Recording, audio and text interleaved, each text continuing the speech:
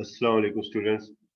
अभी जो हमारा टॉपिक है वो है बाइनरी स्टोरेज एंड रजिस्टर्स। इससे पहले हमने इसकी टाइप्स देखी हैं, फिर उसके बाद हमने डिफरेंट कोड स्कीम्स देखी हैं। जैसे हमने जो पढ़ा है वो आस्की कोड स्कीम पढ़ी है, बीसीडी कोड स्कीम्स पढ़ी है, तो डिफरेंट हमने कोड स्कीम्स पढ़ी हैं। अभी ज़ाहिर बात है जो कुछ भी हमने कोड स्कीम्स करनी लेनी है, चाहे आस्की के ऊपर काम करें, चाहे एबीसीडी आईसी के ऊपर काम करें, तो ज़ाहिर बात है वो किसी न किसी जगह पे तो स्टोर होगा ना। वो बाइनरीज़, वो नंबर किसी न किसी जगह पे स्टोर होंगे। तो उन बाइनरी के स्टोरेज का कॉन्सेप्ट क्या है और उस बाइनरी स्टोरेज और रजिस्टर्स का आपस में क्या रिलेशन है, ये इस टॉपिक के अंदर हम पढ़ेंगे। अभी आपको थोड़ा-सा एक रिलेशन बताता चलूँ कि बिट्स और ऑप्शंस के दरमियान क्या रिलेशन है। मिसाल के तौर पर अगर आपके पास सिर्फ एक सेल है, एक सेल है मेमोरी के अंदर, तो उस सेल के अंदर या तो आप 0 स्टोर कर सकते हैं, ठीक है? तो एक वक़्त में एक ही बिट स्टोर होगी, या 0 स्टोर होगी या फिर 1 होगी, ठीक हो गया? तो ये जो सेल है, ये हमारे पास कितने हैं? 1 है। तो इसको बोलते हैं बिट्स, इसको क्या बोलते हैं? बिट बोलते हैं। एक सेल जो होता है वो 1 बिट होती है, ठीक है? तो इसकी ऑप्शन कितनी बनेगी? 2। या तो इसमें 0 स्टोर होगा या फिर इसमें 1, एक वक़्त में एक स्टोर होगा। मसलन इसको मैं थोड़ा-सा एलाबोरेट करके यहाँ पे ले लेता हूँ, कि ये अगर सेल है हमारे पास, इसमें 0 स्टोर कर दिया, ठीक है? फिर अगर इसके अंदर अभी आप दूसरा जो स्टोर करना चाहते हैं, वो क्या स्टोर कर सकते हैं इसमें? 1 स्टोर कर सकते हैं। तो एक बिट है, तो इसमें कितने स्टोर कर सकते हैं? 2 ऑप्शन, या 0 स्टोर होगा या 1 स्टोर होगा। तो इसका फार्मूला क्या बनेगा? 2 रेज़ पावर जितनी नंबर ऑफ बिट्स हो, जितनी नंबर ऑफ बिट्स हो। n से मुराद होता है नंबर ऑफ बिट्स। इस सूरत के अंदर n हमारे पास कितना है? n हमारे पास कितना है? 1। तो हमारे पास कितनी ऑप्शन होगी? 2। अब अगर फर्ज करें हमारे पास 2 ऑप्शंस हैं, 2 बिट्स हमारे पास, एक सेल है जिसका नाम A है और एक सेल है जिसका नाम हमारे पास B है। तो इसके अंदर या तो आप 0 और या 0 स्टोर कर सकते हैं, ओके? तो दोनों में 0-0 भी स्टोर हो सकता है, या फिर आप इसके अंदर 0 भी स्टोर कर सकते हैं और 1 भी स्टोर कर सकते हैं। A में 0 स्टोर कर दिया और फिर B के अंदर आपने क्या स्टोर किया? 1 स्टोर कर दिया। फिर उसके बाद A में आपने क्या स्टोर किया? 1, और B में आप 0 भी स्टोर कर सकते हैं। तो आपके पास कितनी ऑप्शंस बन गई? 3। फिर दोनों में 1-1 भी स्टोर हो सकता है, ठीक है? ये सारी ऑप्शन जो है इस A और B में स्टोर होगी। लेकिन चूँकि एक ही वक़्त में मैं यहाँ पे स्टोर नहीं करवा सकता, बार-बार रेज़ भी नहीं कर सकता, तो आपको सिर्फ़ ये समझाने के लिए है, या तो ये 0-0 स्टोर होगा A और B की जगह पे, या 0-1 स्टोर होगा, या फिर 1-0 स्टोर होगा, या फिर 1-1 स्टोर होगा। ठीक हो गया? असल में ये बाइनरी है, ये 0 की बाइनरी है, ये 1 की बाइनरी है, ये 2 की बाइनरी है और ये 3 की बाइनरी है। तो टोटल हमारे पास कितनी वैल्यू स्टोर होगी? 0 से लेके 3 तक, ठीक है? तो 0 से लेके 3 तक कैरेक्टर्स हम स्टोर कर सकते हैं, ठीक है? ये नंबर जो है हम ना स्टोर कर सकते हैं। अब इसमें ये देखिएगा कि 0 से 3 तक मतलब 4 कैरेक्टर्स। तो इस सूरत में 2 रेज़ पावर n जो है, n कितना हमारे पास? 2। नंबर ऑफ बिट्स जहाँ पे हम स्टोर कर सकते हैं वो कितनी है? 2। तो 2 रेज़ पावर 2 कितना आएगा? 4। 2 रेज़ पावर 2 कितना आएगा? 4 आएगा। अब ये जो 4 स्टोर हुआ है इसके अंदर, ये 4 ऑप्शंस हैं।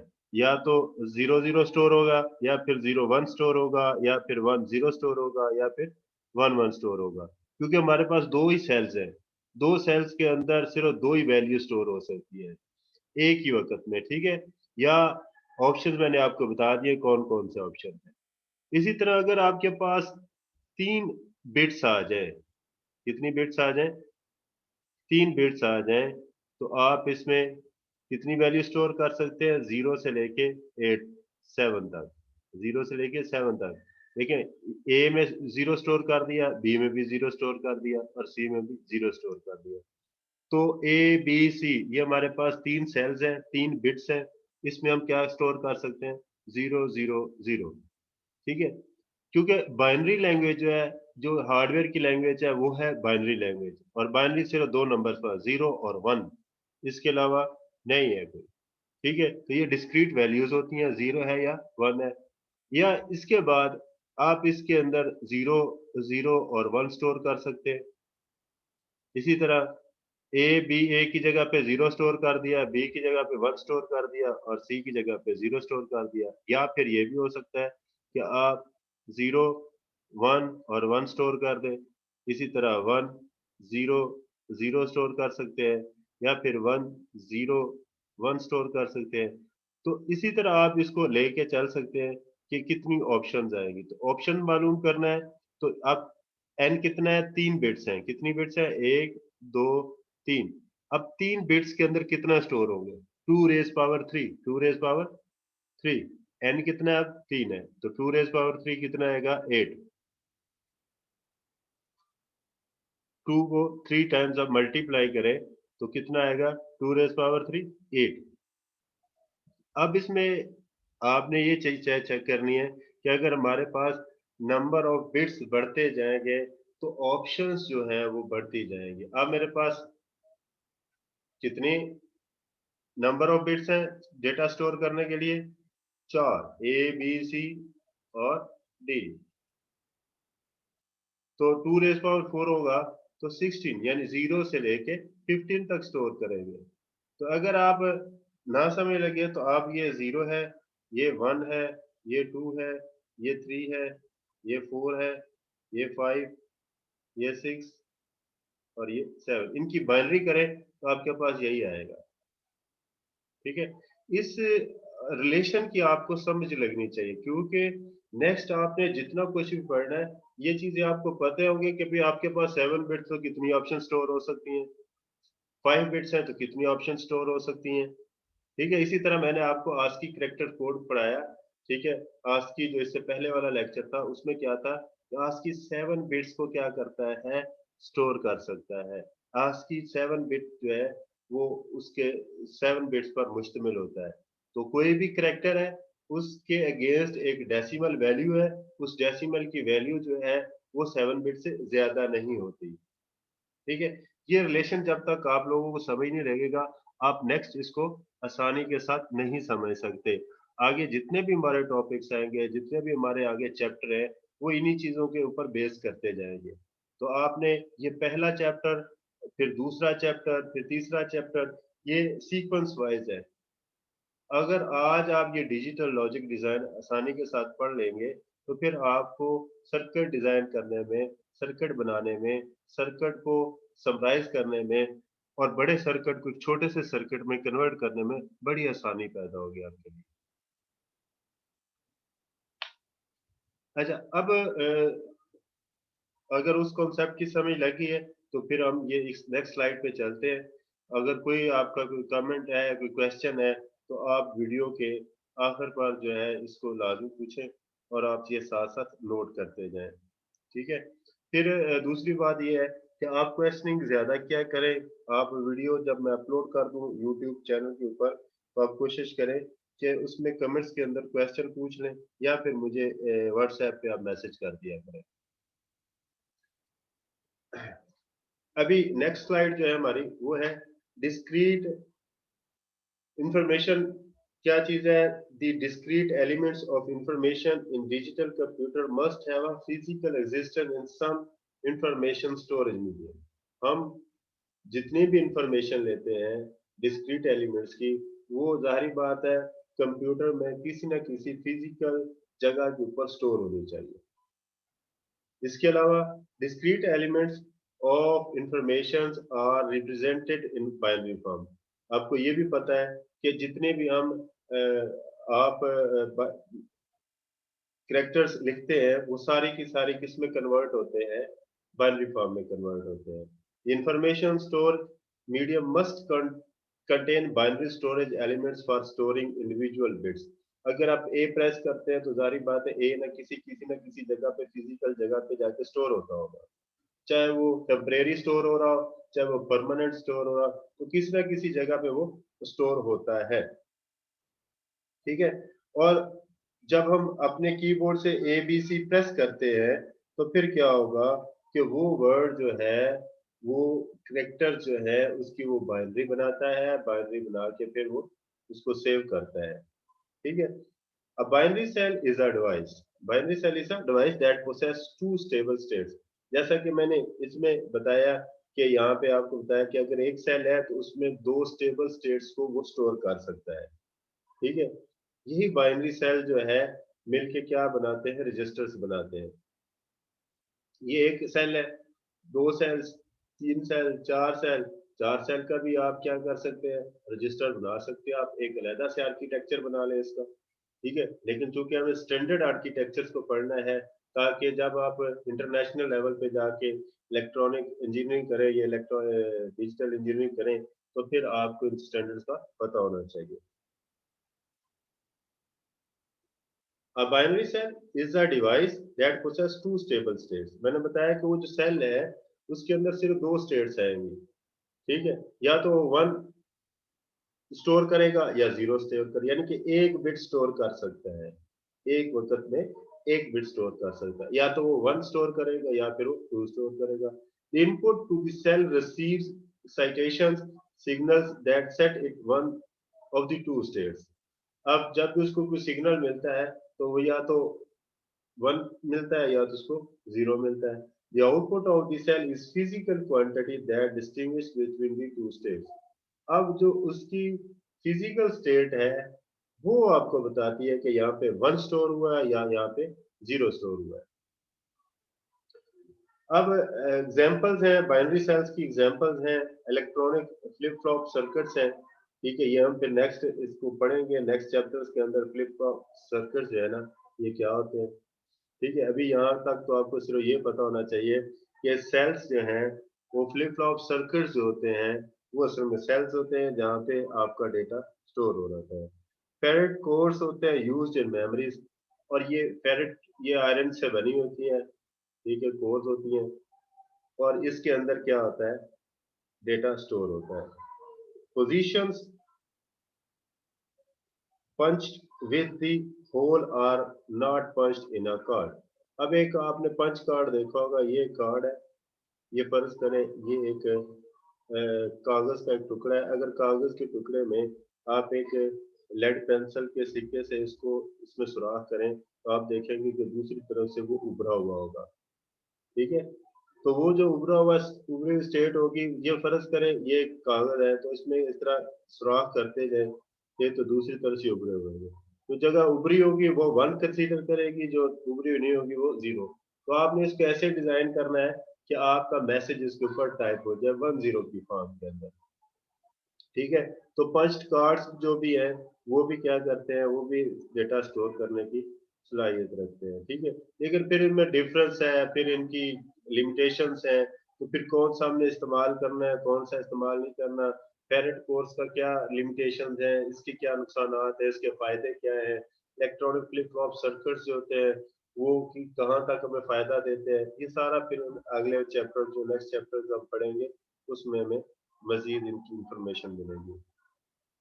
रजिस्टर्स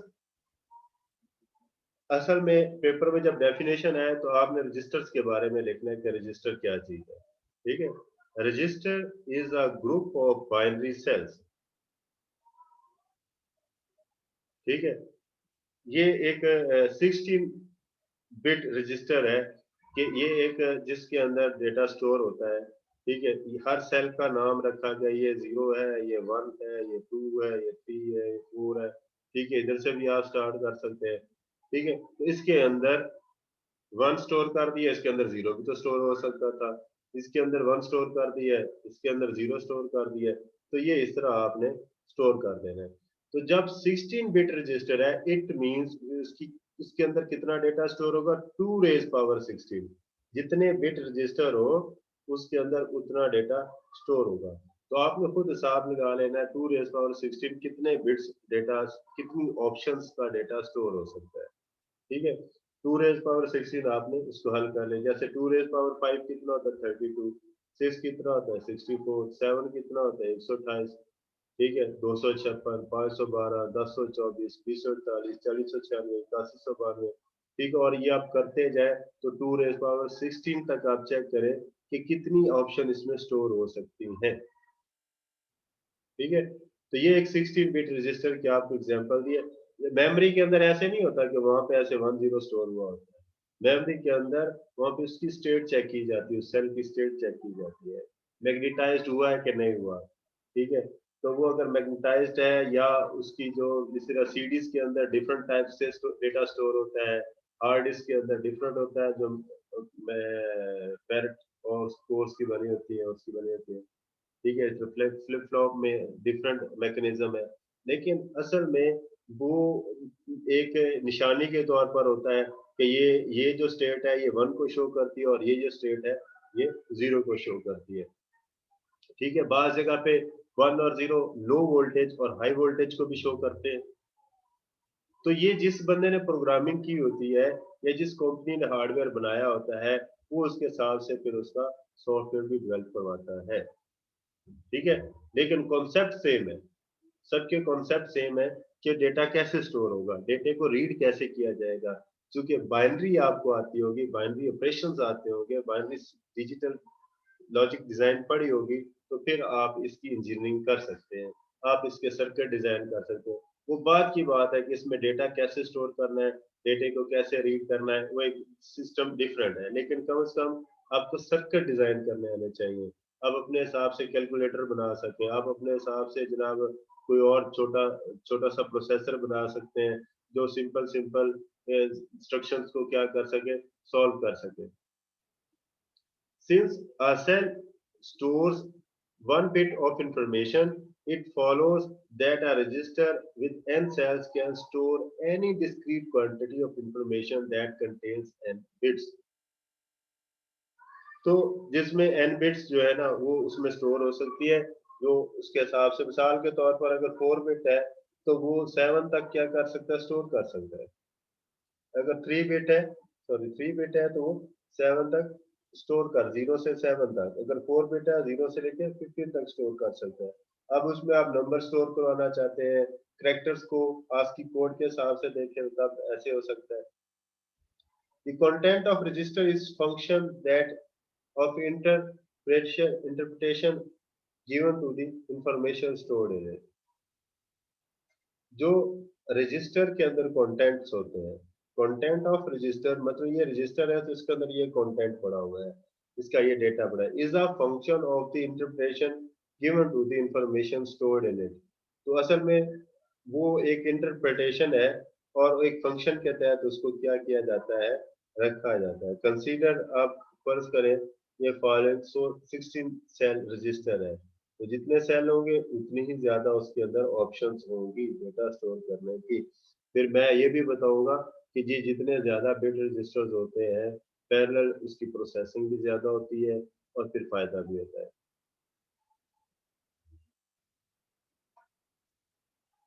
इफ इट इज यूम, अब हम फर्ज कर लेते हैं that register store alpha numeric characters.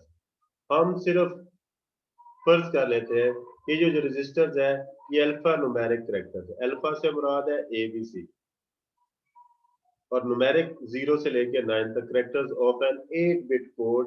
The content of the register is any two meaningful characters for the ASCII code with an even parity. Even parity वो मैंने इससे पहले वाला लेक्चर बताया है कि जो मिसाल के तौर पर आपने BCD कोड में देखा होगा कि आपने क्या किया, 1 1 0 1, सॉरी 1 0 0 1। अब ये देखिए, इस ये 9 की बाइनरी है, 9 का BCD कोड है, 9 का BCD कोड है। तो इसका इवन पैरिटी बिट इसकी लेफ्ट साइड पे जब लगाएंगे, जब इसके राइट साइड पे लगाएंगे तो क्या होगा, ये चूंकि ऑलरेडी इवन है तो हम यहाँ पे 0 लगा देंगे। अगर ये फर्ज करें यहाँ पे 0 1 1 1 ये 7 की पैरिटी बिट उसकी बीसीडी कोड है, तो इस यहाँ पे पैरिटी बिट क्या लगेगी, इवन करने के लिए यहाँ पे 1 लगेगी।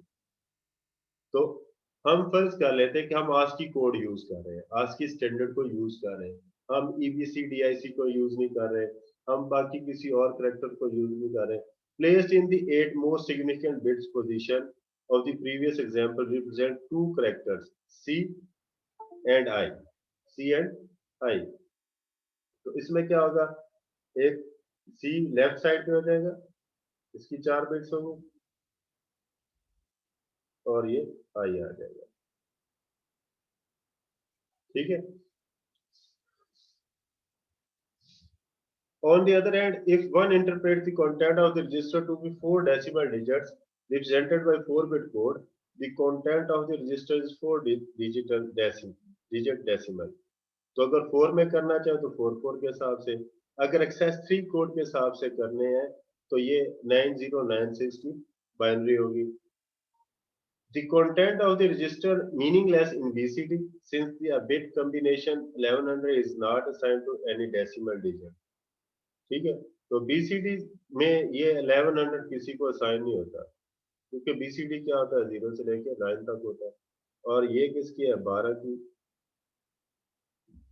बाइनरी है, तो 12 की तो हमने करनी नहीं है, तो बीसीडी में नहीं होता। फॉर एग्जाम्पल इसमें, for this example it is clear that a register can store one or more discrete elements of information and that same bit configuration may be interpreted differently for different types of elements of information.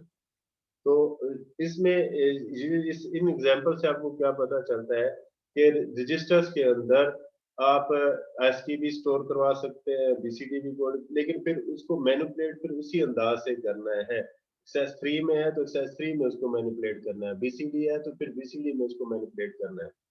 It is important the user to store meaningful information in register. ठीक है।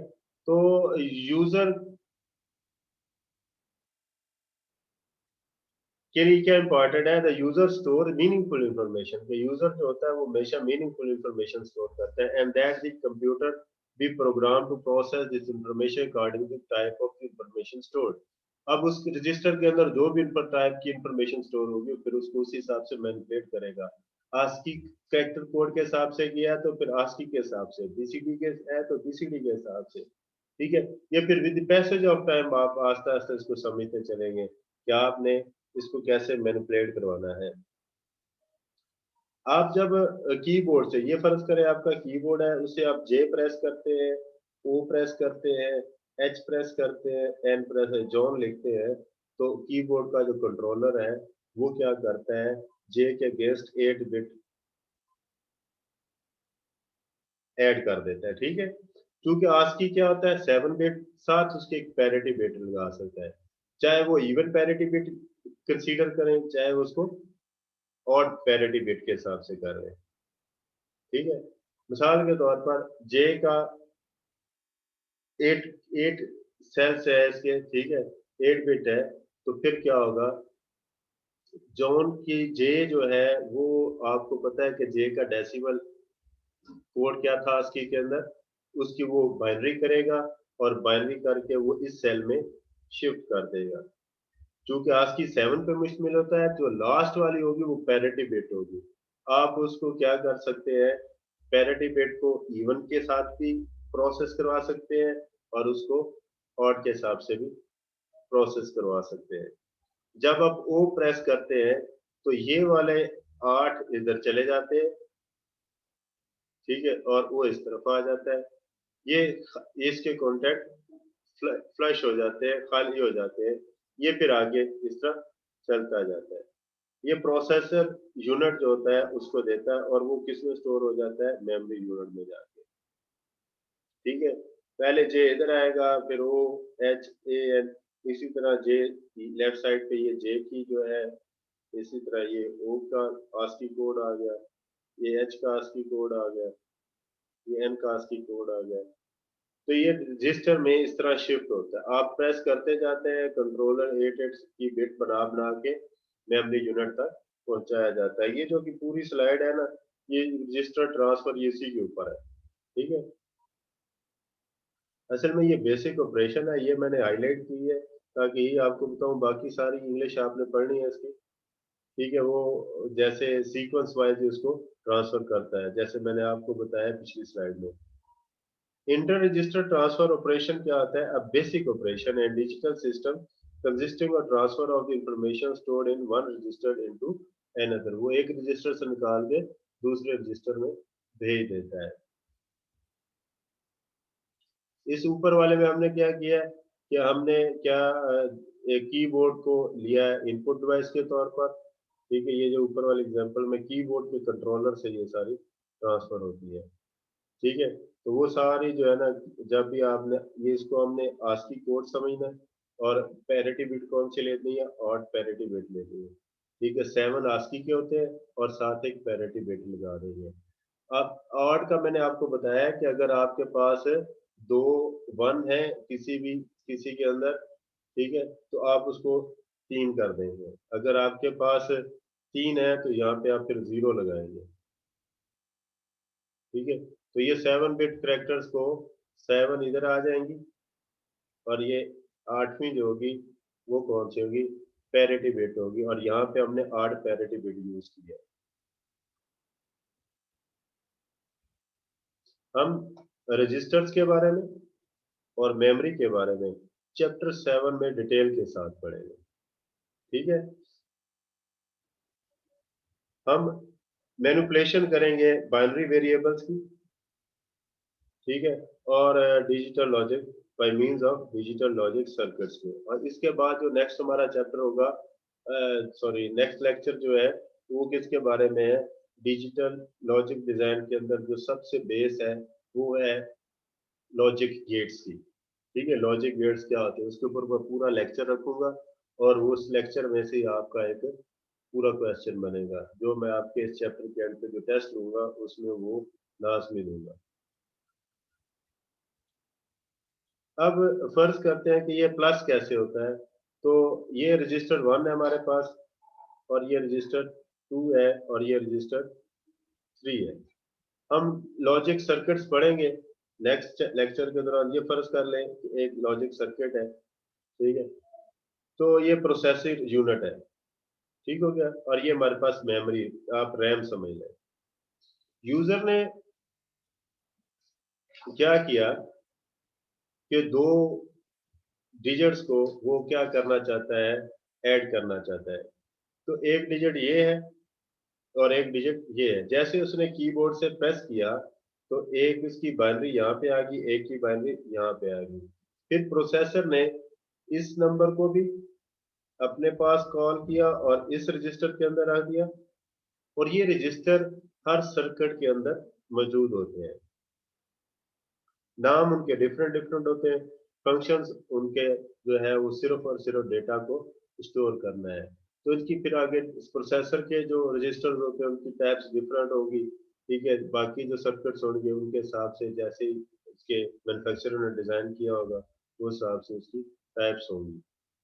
अब ये operand 1 इसके अंदर आ गया, दूसरी जो operand है वो इसके अंदर आ गई, और इसको क्या करना है? प्लस करना है। जब इन दोनों को प्लस किया, प्लस करने के बाद जो जवाब आया वो प्रोसेसर ने फिर दोबारा किसी तीसरे रजिस्टर में स्टोर करवा दिया, और ये फिर आपकी स्क्रीन के ऊपर चल जाता है और ये नजर आता है। ठीक है, तो ये स्क्रीन के ऊपर आपको ये बाइनरी नजर नहीं आएगी, फिर ये क्या चीज नजर आएगी आपको? यहाँ पे इसका वो डेसिमल वैल्यू नजर आएगी, जो आपने जैसे 2+3 किया होगा तो यहाँ पे आपको 5 नजर आ रहा होगा। ठीक है, तो 2 कीबोर्ड से प्रेस किया तो ये फर्ज करें ये 2 की बाइनरी है, और ये फर्ज करें ये 3 की बाइनरी है। दोनों को उसने ऐड किया, ऐड करने के बाद दोबारा मेमोरी में रख दिया, और फिर मेमोरी को ऑर्डर दिया कि इसको आपने क्या करना है? उस जगह पे डिस्प्ले कराना है। तो ये जो इंफॉर्मेशन यहाँ से आई है तो ये फेच हुई है। ठीक है, और फेच के अंदर फिर उसको वो प्रोसेस भी करता है, प्रोसेस करने के बाद जो रिजल्ट्स आता है उसको फिर एग्जीक्यूट करता है, उसमें स्टोर करता है, स्टोर करने के बाद फिर उसको एग्जीक्यूट करके यहाँ पे डिस्प्ले करवाता है। ठीक है, तो अभी जो हमारा नेक्स्ट लेक्चर होगा वो होगा ट्रुथ टेबल्स के रिलेटेड, लॉजिक गेट्स के रिलेटेड। वो बहुत इंपॉर्टेंट है, उसका जो है वो मैं टेस्ट के अंदर आपको क्वेश्चन एक लाजमी दूंगा। ये उसके ये सेकंड लास्ट लेक्चर है, इसके बाद लास्ट लेक्चर होगा। लास्ट लेक्चर के अंदर लास्ट लेक्चर जैसे ही हमारा खत्म होगा फिर हम एक टेस्ट रखेंगे। वो टेस्ट मैं आपको असाइनमेंट के तौर पर दूंगा। ठीक है, तो कोशिश मैं करूंगा वो टेस्ट आपका स्कूल में, कॉलेज के अंदर जो है वो मैं आपका टेस्ट ले सकूं आपको बुला के। ठीक हो गया, तो याद रखिएगा जैसे ये लेक्चर खत्म होता है इसके बाद लास्ट लेक्चर है, वो लेक्चर आपका खत्म होता है तो फिर नेक्स्ट मंडे को इंशाल्लाह आपका टेस्ट है, और वो मैं कोशिश करूंगा आपको कॉलेज में बुला के आपका टेस्ट लिया जाए। ओके बेटा, अल्लाह हाफिज।